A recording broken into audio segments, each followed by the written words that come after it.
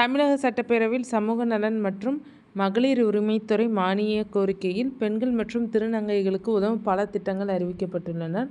சத்துணவு மையங்களுக்கு கூடுதல் நிதி, திருநங்கைகளுக்கு தங்கும் விடுதிகள், மகளிருக்கான தொழில் உதவி என பல்வேறு திட்டங்கள் அறிவிக்கப்பட்டுள்ளன. தமிழக சட்டப்பேரவையில் மானிய கோரிக்கை விவாதம் நடைபெற்று வருகிறது. அந்த வகையில் சமூக நலன் மகளிர் உரிமைத்துறை மானிய கோரிக்கை அறிவிப்புகள் வெளியிடப்பட்டுள்ளது. அதில் பெண்கள் மற்றும் திருநங்கைகளுக்கு உதவிடும் வகையில் பல திட்டங்கள் இடம்பெற்றுள்ளது.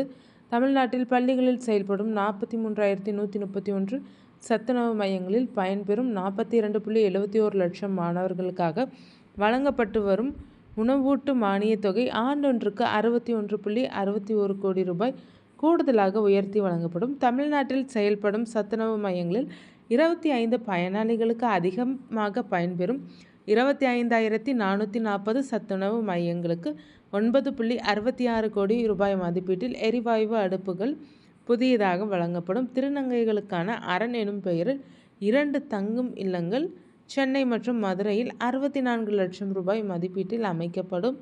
வறுமை கோட்டிற்கு கீழ் உள்ள மகளிரின் வாழ்வாதாரத்தை மேம்படுத்தும் பொருட்டு 2000 மகளிருக்கு உலர் மற்றும் ஈரமாவு அரைக்கும் வணிக ரீதியிலான இயந்திரங்கள் வாங்க மொத்தம் 1 கோடி ரூபாய் மானியம் வழங்கப்படும்.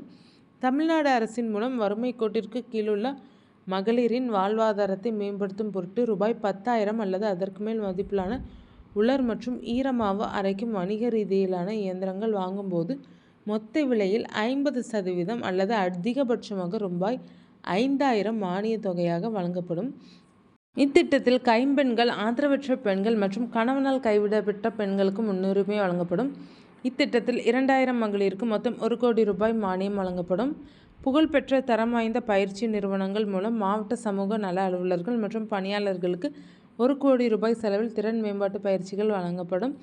ஒருங்கிணைந்த குழந்தை வளர்ச்சி பணிகள் குறித்தான குறைதீர்ப்பு மற்றும் சேவைகளை பொதுமக்கள் பெறுவதற்கு ஏதுவாக 1.50 கோடி ரூபாய் செலவில் கட்டணமில்லா தொலைபேசி மற்றும் IVRS தொழில்நுட்ப வசதி ஏற்படுத்தப்படும். பச்சிளம் குழந்தைகளின் உடல்நலனை காக்கவும், குறிப்பாக தவறான பாலூட்டும் முறைகளால் ஏற்படும் பச்சிளம் குழந்தைகளின் மரணங்களை தவிர்க்கவும் கர்ப்பிணி பெண்கள் மற்றும் பாலூட்டும் தாய்மார்களுக்கு பயிற்சி வழங்கப்படும்.